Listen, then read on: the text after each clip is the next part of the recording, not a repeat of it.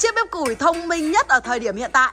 Và hôm nay bác nào anh nào mà đang muốn tiết kiệm điện, tiết kiệm ga mà kho cá, hầm xương, kho thịt các kiểu luôn, sử dụng chiếc bếp này cho em. Về chiếc bếp này đang có mặt 35, mặt 40 và những chiếc bếp vuông gọi là cái lò than đấy nha các bác anh nhá.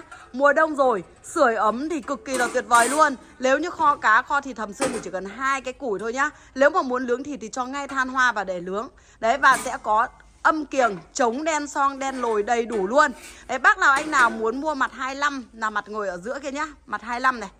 À xin lỗi, mặt 35 và mặt 40, mặt ngoài là mặt 40. Đấy, và cái lò vuông này thì đang có mặt 37 và mặt 43. Đấy, bác nào anh nào đang muốn mua ngay tại video này để được giá tốt nhất, miễn phí ship nha các bác nhá.